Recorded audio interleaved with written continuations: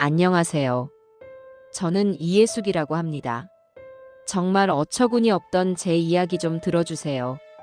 그날 저녁은 지독히도 평범해서 다가올 폭풍의 전야라고는 그 누구도 상상하지 못했을 겁니다. 저는 거실 소파에 앉아 일일 드라마를 보고 있었고, 아들 석환이는 퇴근 후 사온 족발을 개눈 감추듯 먹어치우고 있었지요. 제 옆에는 며느리 오민지가 과일을 깎고 있었는데 그 모습이 어찌나 얌전하고 다소곳한지. 저런 모습에 제가 그리고 제 아들이 번번이 속아 넘어간다는 사실을 그때는 또 잠시 잊고 있었어요. 어머님, 과일 드세요. 새로 나온 품종이라는데 아주 달아요. 민지는 예쁘게 돌려 깎은 사과를 제게 건넸습니다. 그 손끝이 야무져 보여 잠시나마 마음이 놓이는 듯 했지만 그게 착각이라는 걸 깨닫는 데는 그리 오랜 시간이 걸리지 않았습니다. 아들 녀석이 족발뼈를 쪽쪽 빨며 한마디 거들었지요. 역시 우리 민지 씨는 손재주가 좋다니까. 과일도 백화점 과일처럼 깎네. 저는 그 말에 대꾸하지 않고 사과를 오물거렸습니다. 그깟 과일 하나 예쁘게 깎는 게 뭐 그리 대단한 칭찬거리라고. 제 아들은 아내의 모든 행동에 의미를 부여하고 칭찬을 아끼지 않았습니다. 저러니 며느리가 하늘 높은 줄 모르고 날뛰는 거라는 생각이 목구멍까지 차올랐지만 모처럼의 평화를 깨고 싶지 않아 꾹 참았습니다. 드라마가 끝나고 채널을 돌리려던 참이었습니다. 민지가 갑자기 리모컨을 쥔 제 손을 덥석 잡는 겁니다. 그리고는 비장한 표정으로 TV를 끄더군요. 갑작스러운 행동에 저와 석환이의 시선이 모두 며느리에게로 향했습니다. 어머님, 석환 씨. 오늘 제가 두 분께 드릴 말씀이 있어요. 목소리에는 결연함마저 서려 있었습니다. 저는 직감했습니다. 아, 또 시작이구나. 결혼하고 3년 동안 민지는 저런 표정을 지을 때마다 어김없이 사고를 쳤습니다. 친구 따라 보석 가게에 투자하겠다며 500만 원을 빌려가고 다단계 회사에서 파는 건강식품이 미래라며 300만 원을 날려먹었지요. 그때마다 석환이는 민지 씨가 사람을 너무 잘 믿어서 그래요. 좋은 경험했다고 생각해야죠 라며 제 아내 감싸기에만 급급했습니다. 그 돈들이 다 어디서 나왔겠습니까? 전부 제 쌈짓돈이었어요. 무슨 할 말인데 그렇게 심각한 표정을 하고 그래? 석환이가 눈치 없이 묻자 민지는 심호흡을 한번 하더니 거실 테이블 밑에서 노트북을 꺼내 들었습니다. 언제 저런 걸 준비했는지 노트북을 켜자마자 화려한 도표와 사진으로 가득 찬 화면이 나타났습니다. 제가 아주 오랫동안 준비한 사업 계획이에요. 이름하여 팩코스메틱입니다. 민지는 마치 세상을 구할 발명품이라도 발표하는 과학자처럼 당당하게 외쳤습니다. 팩코스메틱. 개나 고양이한테 화장품이라도 팔겠다는 소리인지 저는 도무지 이해할 수가 없었습니다. 그게 대체 뭐 하는 거냐? 제가 퉁명스럽게 묻자 민지는 기다렸다는 듯이 열변을 토하기 시작했습니다. 어머님, 시대가 변했어요. 이제 반려동물은 그냥 동물이 아니라 가족이에요. 페팸족이라고 부르잖아요. 천만 반려인 시대, 이 어마어마한 시장을 선점해야 해요. 사람만 피부 관리하나요? 우리 강아지, 고양이들도 소중한 피부를 가지고 있다고요. 이건 단순한 사치가 아니라 교감이고 사랑의 표현이에요. 화면에는 반짝이는 털을 가진 강아지와 고양이 사진이 가득했습니다. 강아지 전용 수분 미스트, 고양이 발바닥 보습밤, 심지어 애니멀 아로마 테라피 같은 해괴한 이름의 제품들이 줄줄이 소개되었어요. 민지는 자기가 시장 조사를 얼마나 철저하게 했는지 해외에서는 이미 보편화된 산업이라며 온갖 그래프를 띄워놓고 설명했습니다. 하지만 제 눈에는 그저 뜬구름 잡는 소리로만 들렸습니다. 그래서 그걸로 뭘 어쩌겠다는 게냐? 제 질문의 핵심은 돈이었습니다. 결국 돈 얘기를 하려고 이 난리를 피우는 게 분명했으니까요. 아니나 다를까 민지는 마지막 페이지를 화면에 띄웠습니다. 그곳에는 초기 투자 자본금 2천만 원이라고 선명하게 적혀 있었습니다. 순간 숨이 턱 막혔습니다. 2천만 원. 제가 식당 주방에서 하루 12시간씩 일하며 허리 한번 제대로 펴지 못하고 모은 돈, 아들 녀석 장가갈 때 집 얻어주고 남은 제 노후 자금의 전부나 다름없는 돈이었습니다. 민지 씨, 이건 정말 대박인데? 침묵을 깬 것은 아들 석환이었습니다. 제 아들은 눈을 반짝이며 감탄사를 연발했습니다. 와, 이런 생각을 어떻게 했어? 정말 천재 아니야? 어머니, 이거 진짜 괜찮은 사업 같아요. 요즘 사람들이 강아지한테 돈 얼마나 많이 쓰는데요.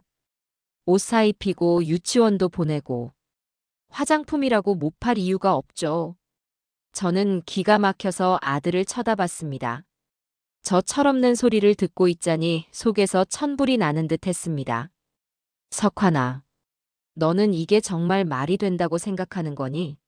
강아지가 미스트를 뿌려서 뭘 하고 고양이가 크림을 발라서 뭘 하겠다는 거야.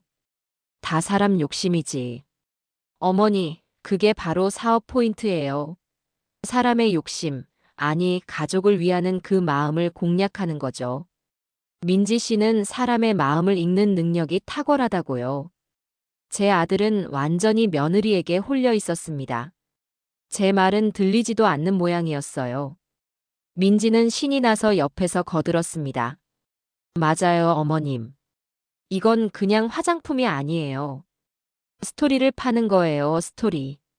주인과 반려동물 사이에 특별한 유대감을 형성해 주는 거죠. 제가 직접 만든 천연 재료로 안전하게 만들 거고요. 온라인 쇼핑몰을 열어서 판매하면 중간 유통마진 없이 수익률도 엄청날 거예요. 쇼핑몰은 누가 만들고 물건은 어디서 만들 건데? 너가 직접 화장품을 만들 기술이라도 있다는 말이니? 제 현실적인 질문에 민지는 잠시 말문이 막히는 듯 했습니다. 하지만 이내 당당하게 대답하더군요. 쇼핑몰은 전문가한테 맡기면 되고 제품은 OEM 방식으로 생산하면 돼요. 제가 레시피 개발과 마케팅 총괄을 맡는 거죠. 어머님, 제발 저를 믿어주세요. 이번에는 정말 자신 있어요. 딱 2천만 원. 2천만 원만 빌려주시면 제가 1년 안에 2배, 아니 3배로 만들어서 돌려드릴게요. 그날 밤 이야기는 결론 없이 끝났습니다. 저는 자리에 누웠지만 한숨도 잘 수 없었습니다. 돈도 돈이지만 저렇게 허황된 꿈에 빠져 사는 며느리와 그런 며느리를 맹목적으로 믿는 아들을 보고 있자니 제 인생이 통째로 부정당하는 기분이 들었어요. 다음 날부터 며느리의 본격적인 압박이 시작되었습니다. 아침밥상에서는 시무룩한 표정으로 밥을 깨작거렸고 저와 눈이 마주칠 때마다 깊은 한숨을 내쉬었습니다. 아들 녀석은 더했습니다. 퇴근하고 돌아오면 제 옆에 슬그머니 앉아 넌지시 말을 꺼냈습니다. 어머니, 민지 씨가 어제 잠을 한숨도 못 잤대요. 이번 사업에 자기 인생을 걸었다는데 어머니가 반대하시니 너무 상심이 큰가 봐요. 인생을 건다는 애가 그렇게 계획이 허술해서야 쓰겠니? 너는 지난번에 주식 투자한다고 500만 원 날린 건 벌써 잊었어? 그건 친구 말만 믿고 섣불리 투자해서 그런 거고요. 이번엔 달라요. 민지 씨가 몇 달 밤을 새우면서 직접 기획한 거잖아요. 어머니, 제발 민지 씨 기 좀 살려주세요. 제가 옆에서 잘 도울게요. 결정타는 그 주 주말에 터졌습니다. 저와 아들만 있는 자리에서 석환이가 무릎을 꿇더군요. 어머니, 제가 행복하게 사는 모습 보고 싶지 않으세요? 민지 씨가 저렇게 매일 시무룩하게 있는데 제가 어떻게 마음 편히 살겠어요.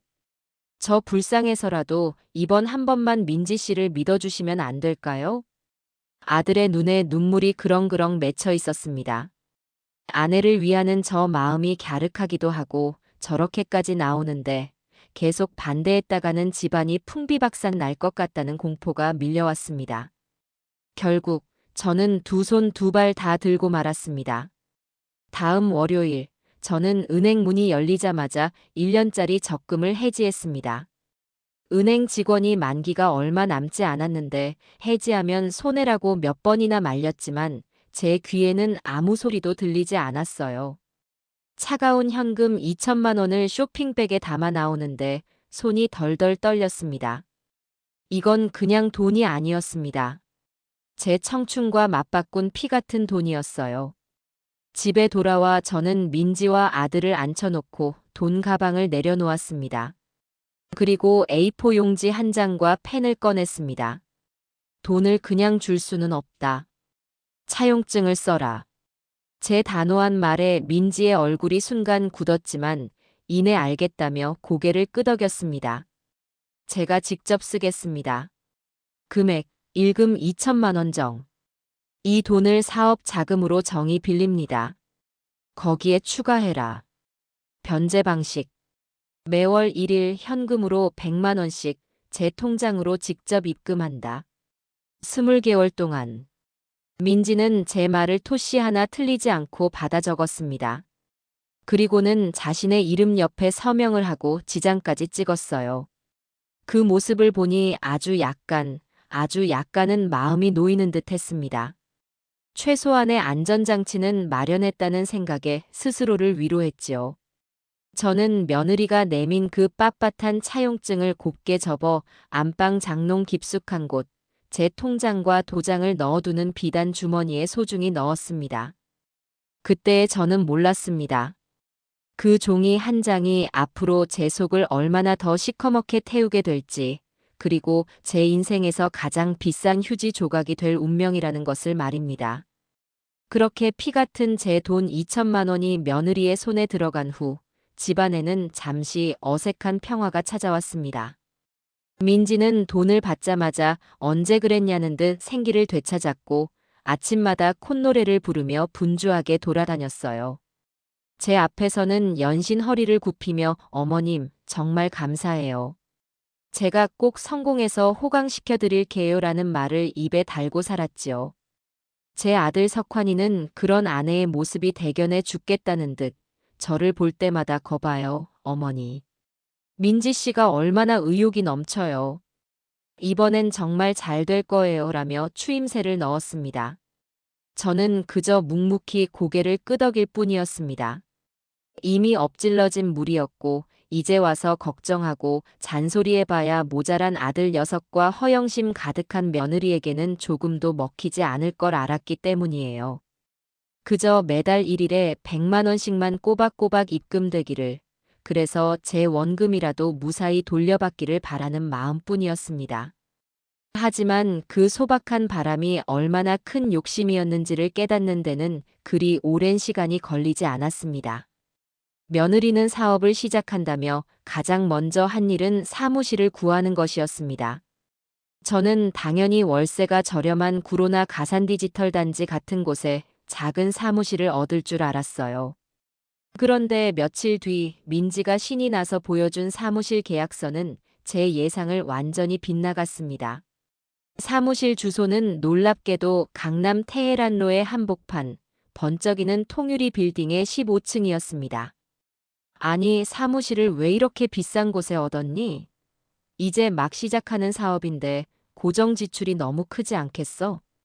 제 걱정스러운 물음에 민지는 손사래를 치며 대답했습니다. 어머님, 요즘은 이런 공유 오피스가 대세예요. 보증금도 저렴하고 인테리어도 다 되어 있어서 초기 비용이 오히려 적게 들어요. 그리고 사업은 뭐니 해도 이미지가 중요하잖아요. 바이어들을 만나더라도 이런 번듯한 곳에서 만나야 신뢰를 줄 수 있다고요. 아들 녀석은 또 옆에서 거들었습니다. 맞아요, 어머니. 제가 가서 봤는데 커피도 공짜고 회의실도 마음대로 쓸 수 있더라고요. 시설이 거의 호텔급이에요. 이런 데서 일하면 능률도 팍팍 오르죠. 저는 더 이상 아무 말도 할 수 없었습니다. 제 기준에서는 도저히 이해할 수 없는 일이었지만 그들은 그것을 요즘 방식이라고 불렀어요. 며칠 뒤 저는 궁금증을 참지 못하고 민지가 말한 그 호텔급 사무실에 한번 찾아가 보기로 마음먹었습니다. 마침 반찬거리를 사러 시장에 가던 길에 며느리가 좋아하는 찐빵을 몇 개 사들고서요. 테헤랄로의 그 빌딩은 정말 입이 떡 벌어지게 으리으리했습니다. 회전문을 밀고 들어가니 대리석 바닥이 번쩍이고 근사하게 차려입은 젊은 사람들이 바쁘게 오가더군요. 저는 괜히 주눅이 들어 엘리베이터에 올라탔습니다. 15층에 내리자 CREATIVEHUB라는 영어 간판이 저를 맞았습니다. 안으로 들어서자 쿵쿵거리는 음악 소리와 함께 향긋한 커피 향이 코를 찔렀습니다. 넓은 라운지에는 알록달록한 소파와 테이블이 놓여 있었고 한쪽에는 맥주 기계까지 놓여 있었어요. 이게 사무실인지 카페인지 분간이 가지 않았습니다. 저 오민지 씨 좀 만나러 왔는데요. 안내 데스크에 앉아있던 젊은 직원에게 묻자 저를 위아래로 훑어보더니 인터폰으로 어딘가에 연락을 했습니다. 잠시 후 민지가 화들짝 놀란 표정으로 달려나왔습니다. 어머님, 여기까지 어쩐 일이세요? 미리 연락이라도 주시지. 민지는 제 손에 들린 찐빵 봉투를 보더니 얼굴이 살짝 굳어지는 것 같았습니다. 마치 이런 촌스러운 것을 여기까지 왜 들고 왔냐고 말하는 듯 했어요. 저는 애써 태연한 척하며 말했습니다. 지나가는 길에 너희 일하는 곳은 어떤가 궁금해서 들렀다. 이건 직원들이랑 나눠 먹어라. 민지는 마지못해 봉투를 받아들고 저를 안으로 이끌었습니다. 통유리창 너머로 강남 시내가 훤히 내려다 보이는 작은 공간이 민지의 사무실이었습니다. 책상 위에는 번쩍이는 최신형 컴퓨터가 놓여 있었고 의자는 제가 평생 앉아본 적도 없는 희한한 모양의 가죽 의자였습니다. 그런데 직원은 아무도 보이지 않았어요. 다른 직원들은 어디 갔니? 아, 지금 다들 외근 나갔어요. 마케팅 회의도 있고 시장 조사도 해야 하고. 제가 대표라 저만 자리를 지키고 있는 거예요. 하지만 책상 위에는 먼지 하나 없이 깨끗했고 서류 한 장 보이지 않았습니다. 정말 일을 하고 있는 건지 의심스러웠어요. 그때 제 눈에 들어온 것이 있었습니다. 사무실 한쪽에 놓인 아주 비싸 보이는 원목 캣타워와 강아지용 유모차였습니다. 저건 뭐냐? 벌써 팔 물건들을 들여놓은 거야? 아, 아니에요, 어머님. 저건 샘플이에요. 우리 제품의 콘셉트를 보여주기 위한 디스플레이용이죠. 이런 고급스러운 이미지를 구축해야 소비자들이 믿고 지갑을 연다고요. 저는 할 말을 잃었습니다. 아직 팔 물건 하나 제대로 만들지 않은 상태에서 보여주기 위한 장식품에 수백만 원을 쓰고 있는 며느리를 보니 가슴이 답답해져 왔습니다. 찐빵은 결국 주지도 못하고 사무실을 나왔습니다. 돌아오는 내내 제 머릿속에서는 이미지 구축, 콘셉트 같은 낯선 단어들이 맴돌았어요.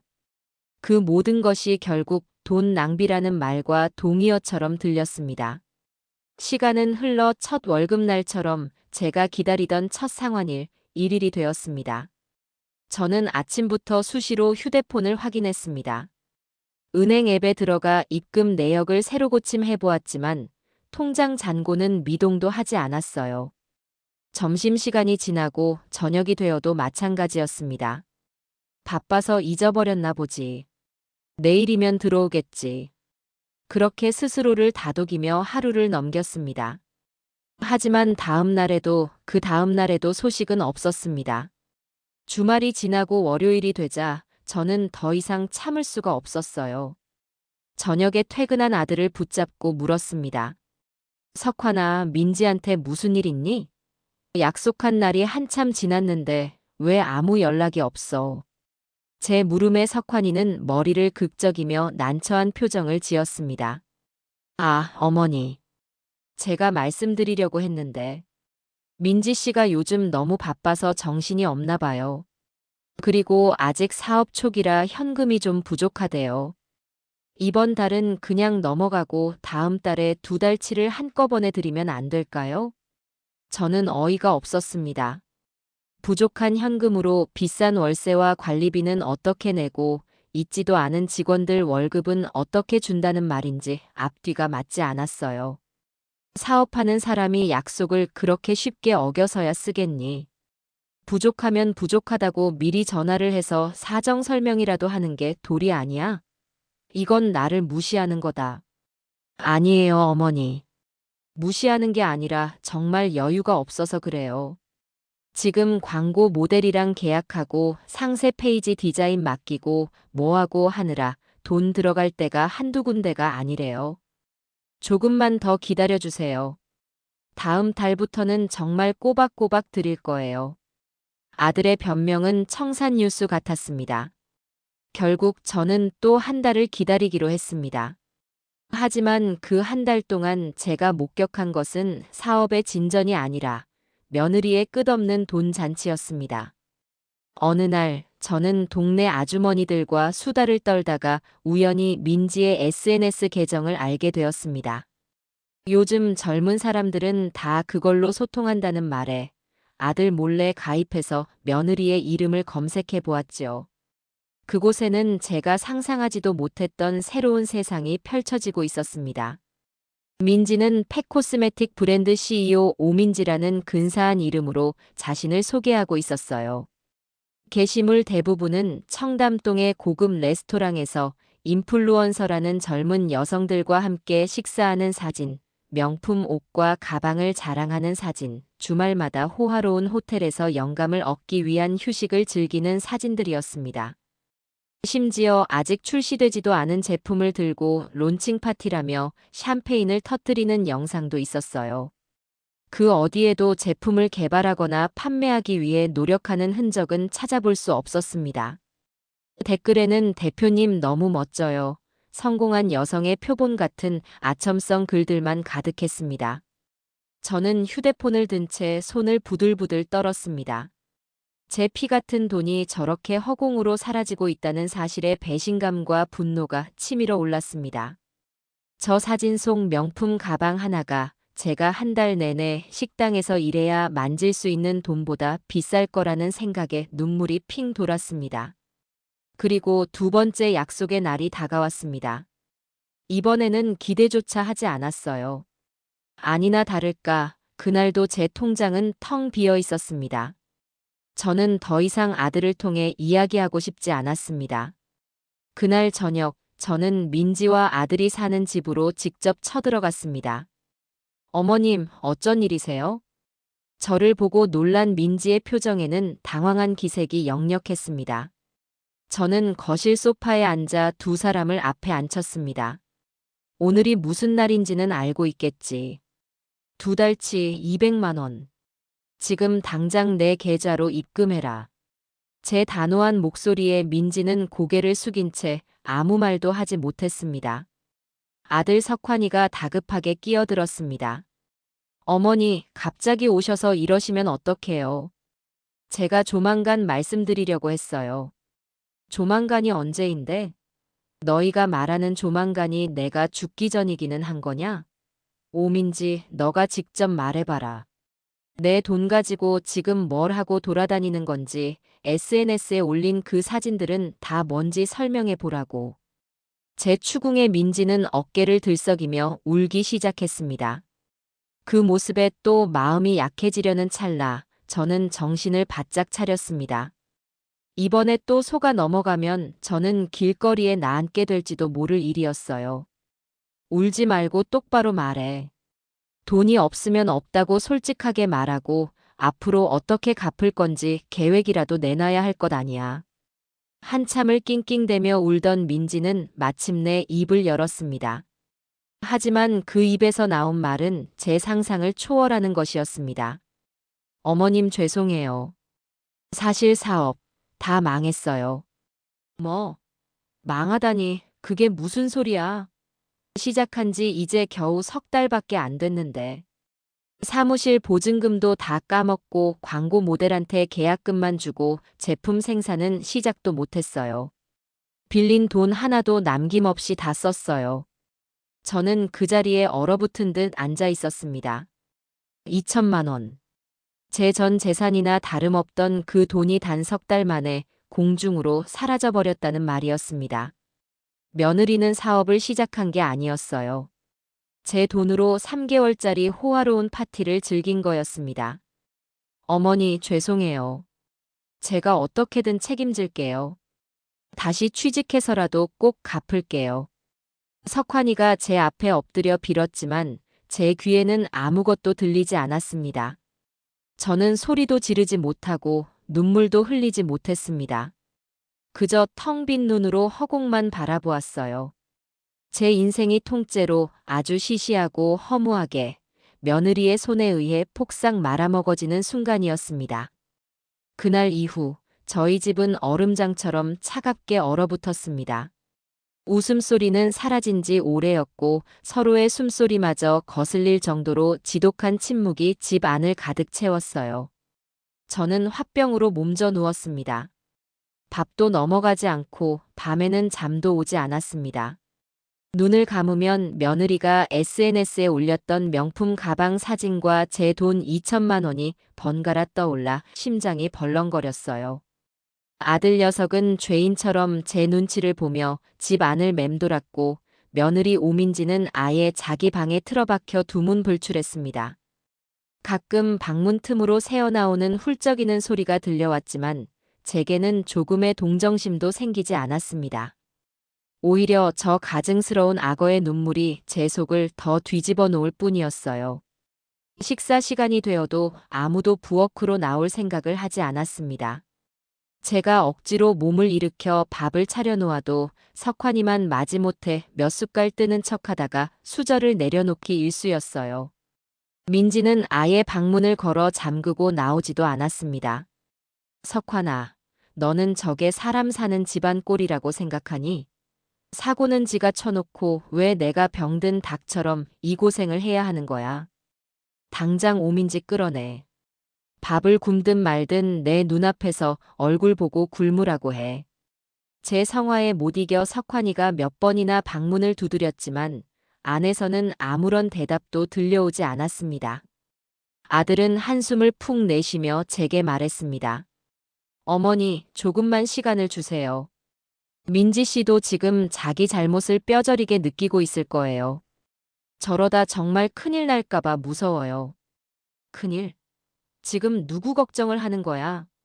길바닥에 나앉게 생긴 내 어미 걱정은 안 되니? 저 기집애는 지금 방구석에 처박혀서 동정심이나 유발하고 있는 거라고. 저는 소리를 쳤지만 공허한 메아리만 돌아올 뿐이었습니다. 아들은 제 편도 아내 편도 들지 못한 채 그저 안절부절 못하며 괴로워했어요. 그런 아들을 보니 더 화가 치밀었습니다. 저를 반만 닮았어도 저렇게 무르고 약해 빠지지는 않았을 텐데. 누구를 탓하겠습니까? 다 제 자식 하나 제대로 못 키운 제 잘못인 것을요. 시간이 약이라는 말은 다 거짓말이었습니다. 하루하루 지날수록 제 속은 새까맣게 타들어갔고 마음의 병은 몸의 병으로 이어졌습니다.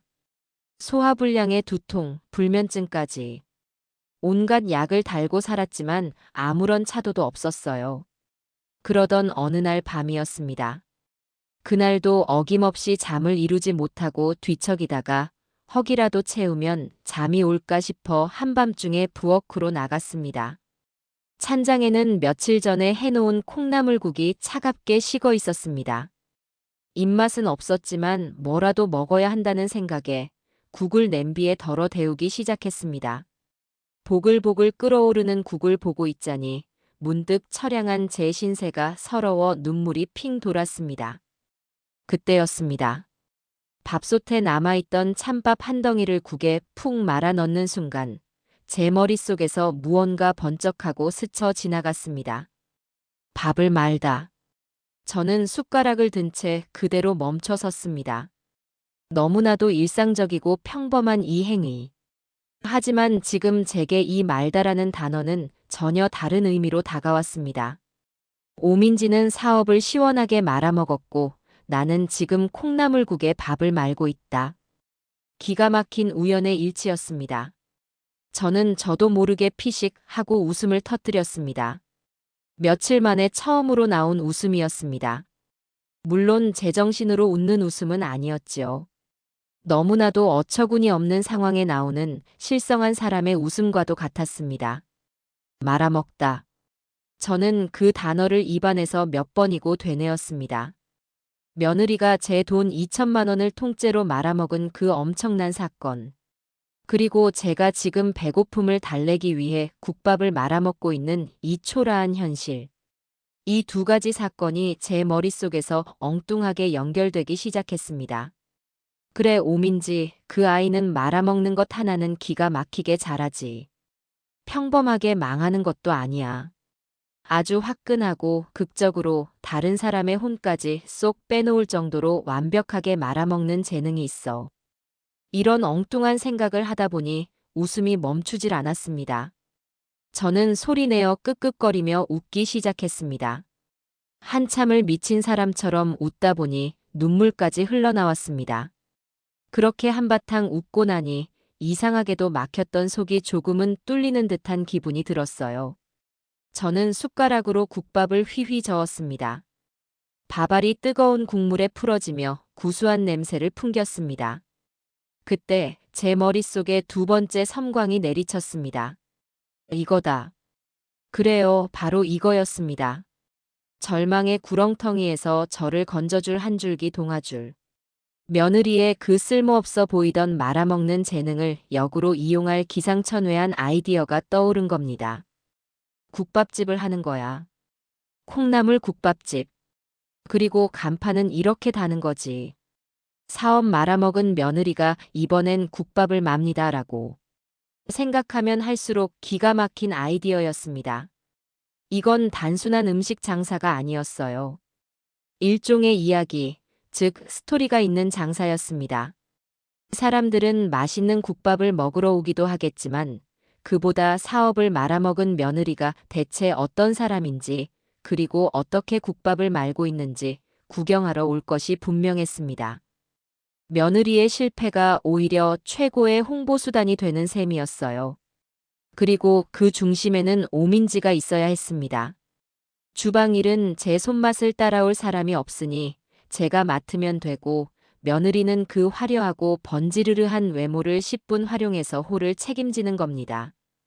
손님들 앞에서 아주 시크하고 도도한 표정으로, 하지만 전문가적인 손놀림으로 국밥을 말아주는 퍼포먼스를 하는 거죠. 며느리가 그토록 중요하게 생각하던 이미지와 콘셉트를 제대로 활용해 볼 기회이기도 했습니다. 저는 그 자리에서 숟가락을 내려놓고 식탁에 앉았습니다.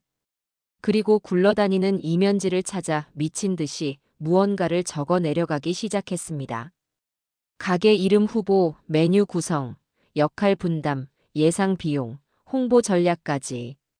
밤새도록 제 머릿속에서는 사업 계획이 쉴 새 없이 구체화되었습니다. 날이 밝아올 무렵 저는 깨달았습니다.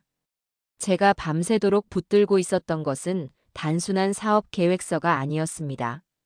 그것은 제 인생을, 그리고 우리 가족 전체를 구원할지도 모르는 마지막 희망이자 처절한 복수극의 시나리오였습니다.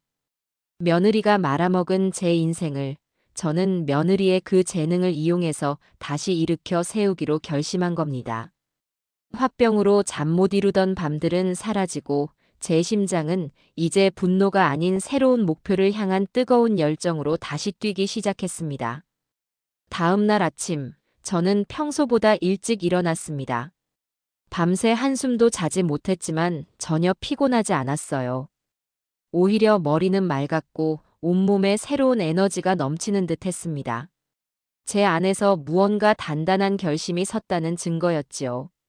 저는 곧장 부엌으로 가 쌀을 씻어 밥을 안치고 어젯밤 끓여두었던 콩나물국을 다시 데웠습니다. 그리고 평소에는 잘 차리지도 않던 계란말이와 김구이까지 정성스럽게 아침상을 준비했습니다. 아침 냄새를 맡고 부엌으로 나온 아들 석환이는 제 모습을 보고 어리둥절한 표정을 지었습니다. 어머니, 오늘 무슨 날이에요? 갑자기 진수성찬을 다 차리셨네. 너희 아버지 제사상 차리는 거 아니다. 가서 오민지 깨워라. 아침 먹고 다 같이 할 얘기가 있으니까. 제 목소리는 평소와 달리 차분했지만 그 안에 담긴 무게감은 달랐습니다. 석환이는 무언가 심상치 않은 기운을 느꼈는지 군말 없이 며느리의 방문을 두드렸습니다. 한참 뒤에야 부스스한 얼굴로 나온 민지는 저와 눈도 마주치지 못한 채 식탁에 앉았습니다. 아무도 말없이 밥을 먹었습니다. 밥알 씹는 소리, 수저 부딪히는 소리만이 어색하게 부엌을 채웠어요. 식사가 끝나고 저는 두 사람이 소파에 앉기를 기다렸다가 그 앞에 섰습니다. 마치 판사가 피고인들을 앞에 두고 판결을 내리는 듯한 자세였지요. 어머님 하실 말씀이라는 게 돈 갚을 계획에 대한 건가요? 제가 지금 당장은 어렵지만 어떻게든 일자리를 구해서. 민지가 먼저 조심스럽게 입을 열었습니다. 저는 그 말을 손을 들어 막았습니다. 아니다. 돈 얘기는 나중에 하자. 그보다 더 중요한 얘기다. 저는 심호흡을 한 번 하고 밤새 제 머릿속에서 수십 번도 더 연습했던 그 말을 꺼냈습니다. 우리 장사를 시작할 거다. 콩나물 국밥집. 제 폭탄 선언에 아들과 며느리는 잠시 무슨 말인지 이해하지 못했다는 듯 멍한 표정으로 저를 바라보았습니다. 석환이가 먼저 정신을 차리고 물었습니다. 네. 장사요? 갑자기 무슨 국밥집이에요, 어머니. 지금 저희가 그럴 돈도 없고 상황도 아니잖아요. 돈은 내 마지막 비상금을 털면 어떻게든 될 거다. 중요한 건 그게 아니야. 이 국밥집의 사장은 오민지 너가 맡아야 한다. 제 손가락이 정확하게 며느리를 향했습니다. 그 순간 민지의 얼굴이 하얗게 질리다 못해 시뻘겋게 달아올랐습니다. 그건 당황이나 놀람이 아니었어요. 명백한 모욕감과 분노의 표현이었습니다. 어머님, 지금 저를 조롱하시는 거예요? 제가 사업 말아먹고 집안을 이렇게 풍비박산 내놓으니까 이제는 길거리에서 국밥이나 팔면서 평생 죄인처럼 살라는 말씀이세요? 제가 망한 게 그렇게도 기쁘세요? 며느리는 자리에서 벌떡 일어나 제게 악을 쓰듯 소리쳤습니다. 며칠 동안 방 안에 틀어박혀 있던 사람이라고는 믿기지 않을 정도의 기세였어요. 그 눈에서는 눈물이 왈칵 쏟아져 나왔습니다. 아들 석환이도 당황해서 제게 따져 물었습니다. 어머니, 이건 너무 심하시잖아요. 민지 씨한테 어떻게 그런 말씀을 하실 수가 있어요. 이건 격려가 아니라 그냥 화풀이 아닙니까? 저는 두 사람의 격한 반응을 예상했다는 듯 차분한 목소리로 말을 이었습니다. 앉아라. 둘 다 내 말 아직 끝나지 않았어. 제 목소리에는 스스로도 놀랄 만큼의 위엄이 서려 있었습니다. 아들과 며느리는 마지못해 자리에 다시 앉았지만 민지는 여전히 분이 풀리지 않는 듯 씩씩거리고 있었습니다. 저는 밤새 정리했던 이면지를 두 사람 앞에 펼쳐 보였습니다. 너희는 지금 내가 너를 오민지를 벌주려고 이러는 줄 알겠지. 반은 맞고 반은 틀리다. 이건 버리기도 하지만 동시에 기회다. 너의 재능을 제대로 써먹을 수 있는 유일한 기회. 제 재능이요? 제 재능이 뭔데요? 돈 말아먹는 게 제 재능이라는 말씀이세요? 민지가 비꼬는 투로 쏘아붙였습니다. 저는 고개를 끄덕였습니다. 그래, 바로 그거다. 너의 재능은 말아먹는 것이야. 나는 평생을 살면서 너처럼 무언가를 그렇게 화끈하고 완벽하게 예술적으로 말아먹는 사람을 본 적이 없다. 보통 사람들은 무서워서 시도조차 못할 일을 너는 눈 하나 깜짝 안 하고 저지르지. 그리고 아주 멋지게 실패해. 그건 아무나 가질 수 없는 아주 희귀하고 특별한 재능이다. 제 설명에 민지와 석환이는 저를 마치 미친 사람 쳐다보듯 했습니다. 제가 지금 칭찬을 하는 건지 욕을 하는 건지 분간이 안 간다는 표정이었어요. 그래서 저는 결심했다. 너의 그 말아먹는 재능을 우리 가게의 핵심 콘셉트로 삼기로. 가게 이름도 정했어. 양서방네 며느리가 말아먹는 국밥집. 어떠냐, 이름 한번 기가 막히지 않니? 두 사람은 완전히 할 말을 잃었습니다. 제가 제정신이 아니라고 확신하는 눈치였어요. 저는 아랑곳하지 않고 계속해서 제 계획을 설명했습니다. 너는 주방에 들어올 필요 없다. 주방은 내 구역이니까. 너의 역할은 홀이다. 너가 그토록 중요하게 생각하는 대표, 사장 역할이야. 대신 유니폼은 내가 정해준 앞치마를 입어야 한다. 그리고 손님이 주문하면 너는 뜨거운 뚝배기를 들고 나가서 손님 바로 앞에서 국밥을 말아주는 퍼포먼스를 하는 거야. 저는 자리에서 일어나 직접 시범을 보였습니다. 한 손에는 국자, 다른 한 손에는 밥그릇을 든 신용을 하며 최대한 시크하고 도도한 표정을 지어 보였어요. 표정은 최대한 뚱하게, 말수는 최대한 적게. 하지만 손놀림은 누구보다 전문가처럼. 마치 나는 사업은 말아먹었지만 국밥 하나만큼은 세상에서 제일 잘 마는 여자라는 느낌을 줘야 해. 너가 SNS에 올렸던 그 수많은 사진들처럼 이것도 하나의 연출이고 이미지 메이킹이야. 사람들이 왜 우리 가게에 오겠니? 국밥이 맛있어서? 물론 그것도 중요하지. 하지만 그들은 사업 말아먹은 며느리가 대체 어떤 얼굴로 국밥을 말고 있는지 그 스토리를 소비하러 오는 거다. 너의 실패가, 너의 그 말아먹는 재능이 바로 우리 가게의 가장 강력한 무기이자 홍보수단이 되는 셈이야. 제 설명이 길어질수록 아들과 며느리의 표정은 분노와 황당함을 넘어 점점 기묘한 호기심으로 변해갔습니다. 특히 며느리인 민지의 눈빛이 미세하게 흔들리는 것을 저는 놓치지 않았습니다. 콘셉트, 이미지 메이킹, 스토리 소비 같은 자신이 지난 몇 달간 입에 달고 살았던 단어들이 제 입에서 나오자 조금은 흥미가 생긴 모양이었어요. 석환이 너는 재료 구매, 배달, 그리고 가게의 온갖 꾸준 일을 맡는다. 나는 주방에서 내 인생을 건 육수를 끓여낼 거야. 그리고 오민지 너는 우리 가게의 얼굴이자 살아있는 간판이 되는 거다. 어때 해볼 만하지 않니? 2천만 원 빚 그렇게 끙끙 앓는다고 해결될 것 같아? 이렇게 몸으로 부딪혀서 갚아야지. 이건 너에게 빚을 갚을 기회를 주는 동시에 너의 그 빌어먹을 재능을 세상에 증명할 기회를 주는 거라고. 저는 말을 마치고 두 사람의 대답을 기다렸습니다. 집 안에는 다시 침묵이 흘렀습니다. 하지만 이전의 그 숨막히는 침묵과는 질적으로 다른 것이었어요. 그것은 황당함과 놀라움, 그리고 아주 작은 희망이 뒤섞인 고민의 침묵이었습니다. 한참 만에 아들 석환이가 먼저 입을 열었습니다. 어머니, 그게 정말 성공할 수 있을까요? 그건 반대가 아니었습니다. 가능성에 대한 질문이었어요. 저는 속으로 쾌재를 불렀습니다. 성공. 이건 성공하지 않을 수가 없는 사업이다. 세상에 이런 국밥집이 어디 또 있겠니?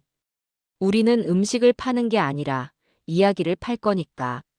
제 확신에 찬 대답에 마침내 고개를 푹 숙이고 있던 민지가 천천히 고개를 들었습니다. 그리고 저와 눈을 똑바로 마주치며 물었습니다. 정말 제가 사장인가요? 가게 운영에 대한 최종 결정권 저한테 있는 거 맞아요? 저는 웃으며 대답했습니다. 물론이지. 너가 사장이다. 대신 월급은 당분간 없다. 빚 다 갚을 때까지는. 그게 너의 첫 번째 임무다, 오 사장. 그렇게 저의 기상천외한 제안을 아들과 며느리는 마법에라도 걸린 듯 받아들였습니다. 그들은 여전히 반신반의했지만 모든 것을 잃고 길을 헤매던 그들에게는 제 황당한 계획이 유일한 동화줄처럼 보였을지도 모릅니다. 우리 세 사람의 기묘한 동업은 그렇게 시작되었습니다. 우리의 기묘한 동업이 결정된 다음 날부터 저는 쉴 틈 없이 움직이기 시작했습니다. 며느리가 말아먹은 2천만 원에 대한 분노는 이제 새로운 목표를 향한 독한 추진력으로 바뀌어 있었어요. 하지만 현실의 벽은 생각보다 높고 단단했습니다. 당장 가장 큰 문제는 돈이었습니다. 제 마지막 비상금이라고 해봐야 정기예금에 묶여있는 1,000만 원이 전부였고 아들 녀석은 퇴직금을 중간 정산받을 수는 있지만 그 액수가 넉넉지는 않았습니다. 어머니, 가게 자리는 그래도 유동인구가 좀 있는 곳으로 알아봐야 하지 않을까요? 역세권이나 오피스 상가 같은 곳이요. 아들 석환이는 부동산 사이트를 뒤지며 제게 말했습니다. 화면에는 번쩍이는 상가 건물 사진과 함께 억소리 나는 보증금과 월세가 떠 있었지요. 저는 고개를 절레절레 저었습니다. 그런 곳은 우리 예산으로는 어림도 없다. 우리는 전공법으로 승부하는 게 아니야. 이야깃거리를 만들어야지. 일부러라도 더 허름하고 눈에 띄지 않는 곳으로 가야 해. 이런 후미진 곳에 이런 맛집이 하는 반전이 있어야 사람들이 더 열광하는 법이다. 제 말에 며느리 오민지가 코웃음을 쳤습니다. 어머님, 그건 이미 성공한 맛집들이나 통하는 얘기고요. 저희처럼 아무것도 없는 가게가 처음부터 그런데 처박혀 있으면 아무도 찾아오지 않아요. 그야말로 파리만 날리다가 망하는 지름길이라고요. 망하는 건 너의 전문 분야 아니었니? 이번에는 내 방식대로 해. 우리는 부동산에 돈을 쓸 게 아니라 최고의 재료에 돈을 써야 한다. 결국 제 고집대로 우리는 발품을 팔아 저렴한 가게 자리를 찾아 나섰습니다. 며칠 동안 온 동네를 샅샅이 뒤진 끝에 우리는 마침내 운명 같은 가게를 발견했습니다. 여의도와도 멀지 않은 낡은 오피스 빌딩들이 즐비한 동네의 한적한 뒷골목. 그곳에 먼지를 뽀얗게 뒤집어 쓴 채 버려진 작은 식당이 있었습니다. 임대문이라고 쓰인 종이는 누렇게 발해 있었고 유리창 너머로 보이는 내부는 그야말로 폐허 수준이었어요. 어머니, 여긴 너무 심하잖아요. 귀신 나올 것 같아요. 민지가 질색하며 말했지만 제 눈에는 오히려 보석처럼 보였습니다. 권리금도 없고 보증금과 월세는 주변 시세의 절반 수준이었습니다. 저는 그 자리에서 바로 부동산에 연락해 계약을 진행했습니다. 가게 문을 열고 안으로 들어서는 순간 세 사람 모두 말을 잃었습니다. 바닥은 시커먼 기름때로 끈적거렸고 주방 벽에는 정체 모를 음식물 자국이 덕지덕지 붙어 있었습니다. 천장에서는 거미줄이 축축 늘어져 있었고요. 퀴퀴한 냄새가 코를 찔렀습니다. 오마이 갓, 여기서 어떻게 음식을 만들어요? 보건소에서 당장 영업 정지시킬걸요. 민지는 코를 막고 뒷걸음질 쳤습니다. 저는 그런 며느리의 등을 떠밀며 안으로 들어갔습니다. 지금부터 여기가 우리의 전쟁터다. 불평할 시간에 팔 걷어붙이고 청소나 해. 전문가 부르면 다 돈이다. 우리가 직접 다 고치고 닦는 거야. 그날부터 우리의 처절한 셀프 인테리어가 시작되었습니다. 저는 평생 식당 일을 하며 익힌 노하우를 총동원했습니다. 가장 먼저 주방의 낡은 집기들을 모두 뜯어냈어요. 석환이는 제 지시에 따라 연장을 들고 땀을 뻘뻘 흘리며 낡은 선반과 후드를 철거했습니다. 물론 어설프기 짝이 없어서 선반을 떼어내다 벽 일부가 우수수 떨어져 나가기도 했지요. 민지는 처음에는 쭈뼛거리며 청소를 돕는 신용만 했습니다. 비싼 옷에 먼지라도 튈세라 고무장갑 낀 손으로 겨우 쓰레기나 줍는 수준이었어요. 오 사장, 지금 뭐 하는 건가? 사장이 돼서 그렇게 깨끗한 척만 하고 있으면 직원들이 뭘 보고 배우겠어. 당장 그 쇠 수세미 들고 벽에 붙은 기름때부터 다 벗겨내. 제 호통에 민지는 울상이 되어 수세미를 들었습니다. 하얀 손으로 시커먼 벽을 문지르며 연신 투덜거렸습니다. 아씨, 진짜. 내가 왜 이런 막노동을 해야 하는 건데. 내 커리어에 이런 건 없었다고. 이건 CEO가 할 일이 아니잖아요. 입 다물고 팔이나 움직여. 그 입으로 떠들 힘 있으면 수세미질 한 번이라도 더 해. 너의 그 하찮은 커리어, 내가 여기서 다시 만들어줄 테니까. 며칠 동안 우리는 그야말로 먼지와 기름때 속에서 뒹굴었습니다. 페인트 칠도 직접 했어요.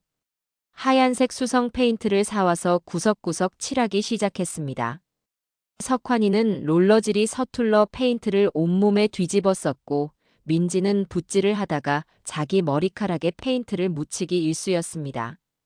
서로의 엉망인 몰골을 보며 처음에는 짜증을 내다가도 어느 순간부터는 어이가 없는지 웃음이 터져 나왔습니다. 그렇게 우리는 싸우고 웃고 땀 흘리며 조금씩 가게의 모습을 갖춰나갔습니다. 청소와 페인트 칠이 끝나자 가게는 제법 그럴듯한 모습을 갖추었습니다. 낡고 비어있던 공간이 우리의 땀으로 채워지자 그곳은 더 이상 그냥 허름한 가게가 아니라 우리의 희망이 담긴 소중한 공간으로 변해가고 있었어요. 가장 중요한 주방 설비와 테이블은 중고시장을 샅샅이 뒤져 발품을 판 끝에 거의 새 것 같은 제품들을 헐값에 구할 수 있었습니다. 그렇게 최소한의 비용으로 가게의 구색을 갖춘 뒤 저는 두 사람을 앉혀놓고 본격적인 역할 분담과 훈련에 들어갔습니다. 가게의 핵심은 맛이다. 맛은 내가 책임진다. 내 비법 육수는 아무도 따라 할 수 없을 테니 주방은 내 허락 없이는 아무도 들어오지 마라. 석환이 너는 매일 아침 경동시장에 가서 가장 신선한 콩나물과 식자재를 구해오는 게 첫 번째 임무다. 그리고 나머지 시간에는 홀 서빙부터 배달, 계산까지 온갖 잡무를 맡아야 할 거다. 그리고 제 시선은 민지에게로 향했습니다. 그리고 오 사장. 너의 임무가 가장 막중하다. 너는 우리 가게의 얼굴이자 살아있는 스토리 그 자체야. 너의 말아먹는 퍼포먼스에 가게의 성패가 달려있다. 저는 미리 준비해둔 아주머니들이 시장에서 흔히 입는 꽃무늬가 그려진 펑퍼짐한 몸빼 바지와 빨간색 고무 대야표 앞치마를 민지에게 건넸습니다. 이게 뭐예요? 설마 저보고 이걸 입으라고요? 어머님, 이건 아니죠. 콘셉트가 중요하다고 하셨잖아요. 이건 콘셉트가 아니라 그냥 촌스러운 거잖아요. 민지는 기겁하며 소리쳤습니다. 촌스러운 게 바로 콘셉트다. 너처럼 세련되고 콧대 높은 애가 저런 촌스러운 몸빼를 입고 국밥을 말고 있는 모습. 그 부조화와 아이러니가 사람들의 흥미를 끄는 거라고. 너는 그냥 얌전히 내가 주는 거 입고 시키는 대로만 해. 싫어요. 절대로 못 입어요. 차라리 제가 제 돈으로 세련된 유니폼을 디자인할래요. 블랙 앤 화이트로 모던하고 시크하게. 내 돈. 너한테 돈이 어디 있어? 아직도 정신 못 차렸구나.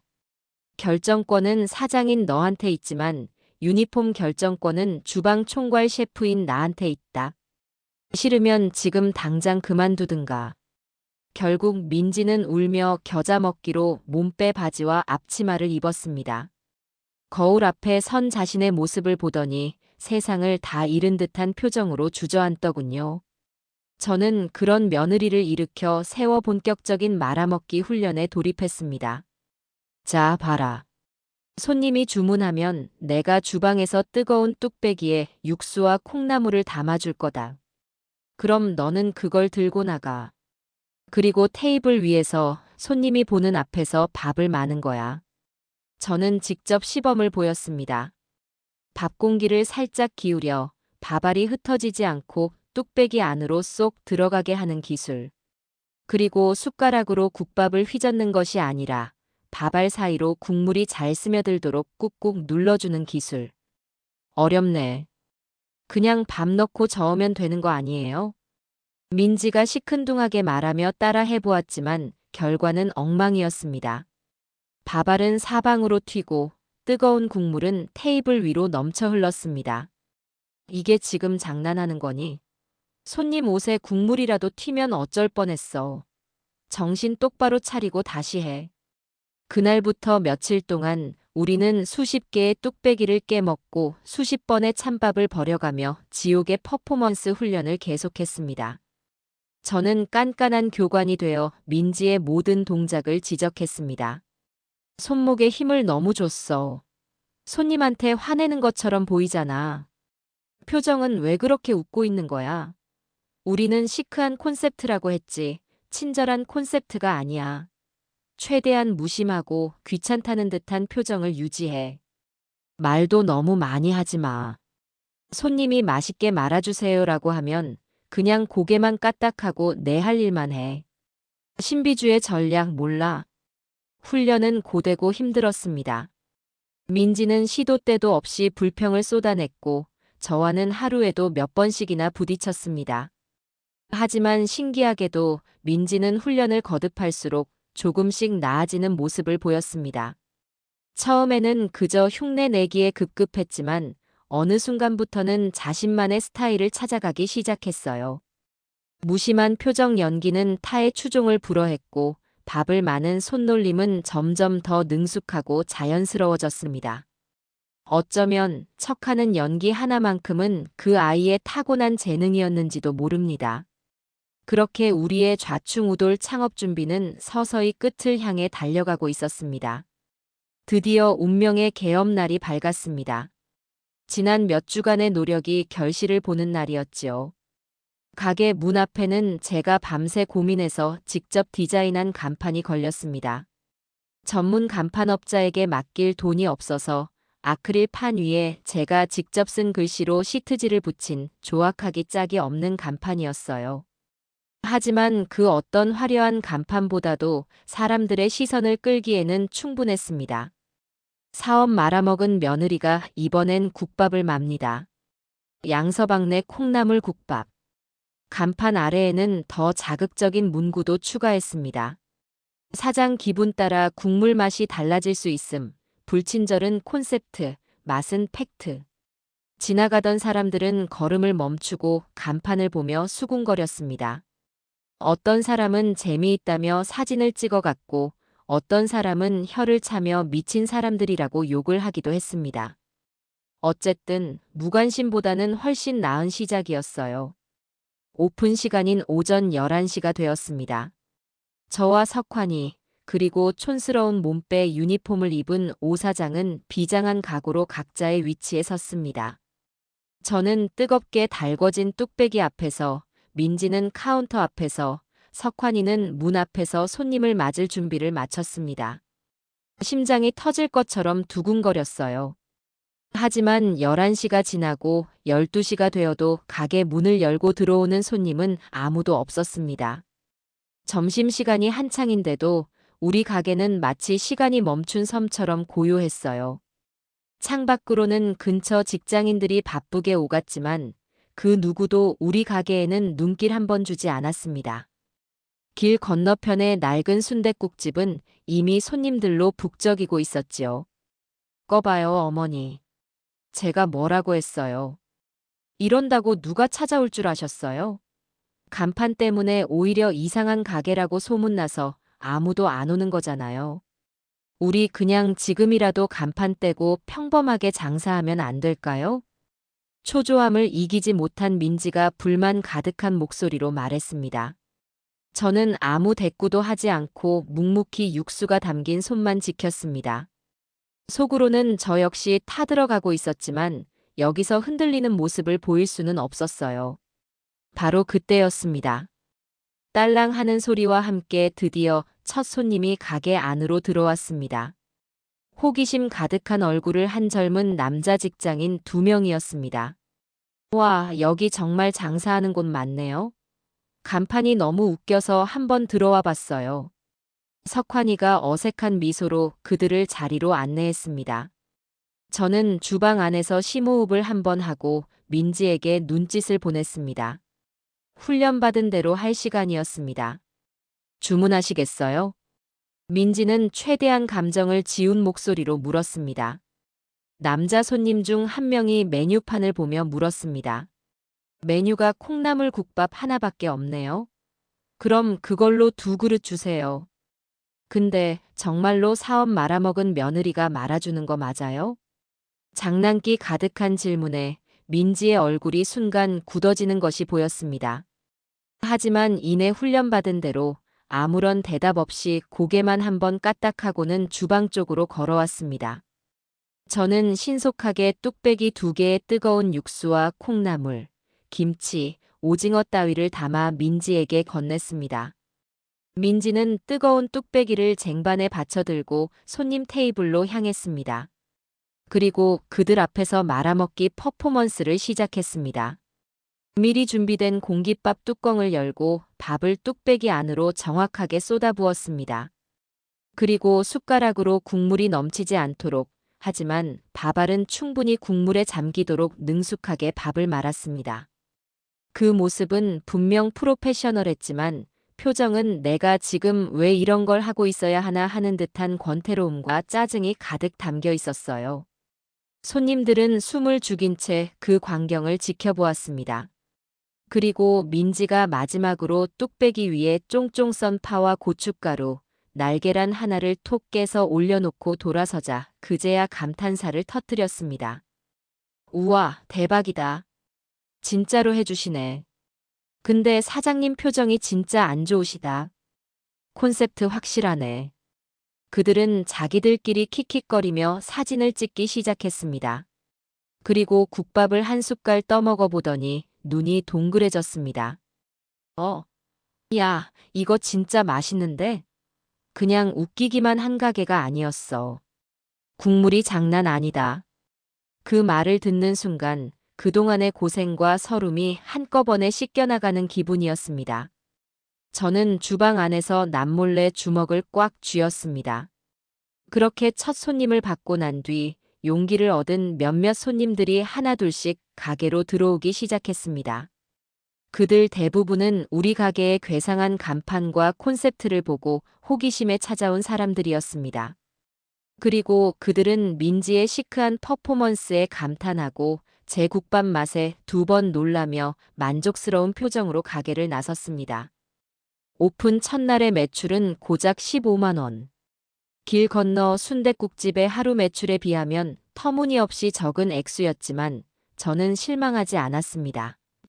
가능성을 보았기 때문입니다. 그리고 사건은 바로 다음 날 터졌습니다.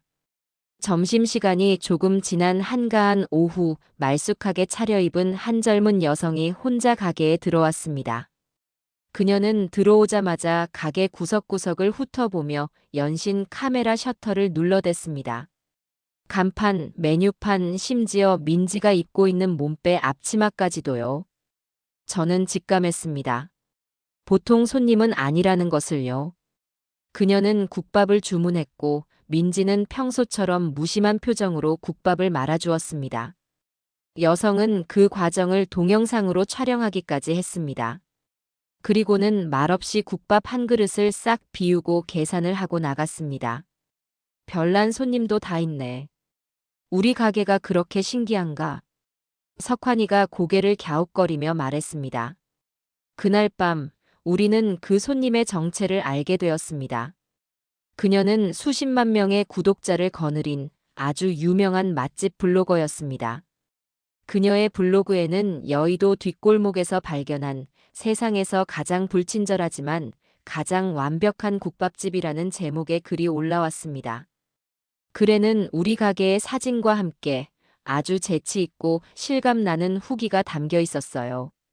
이 가게의 백미는 단연 며느리 사장님의 국밥 퍼포먼스다. 세상 모든 것을 달관한 듯한 뚱한 표정으로 뚝배기에 밥을 마는 그녀의 모습은 한편의 행위예술을 보는 듯하다.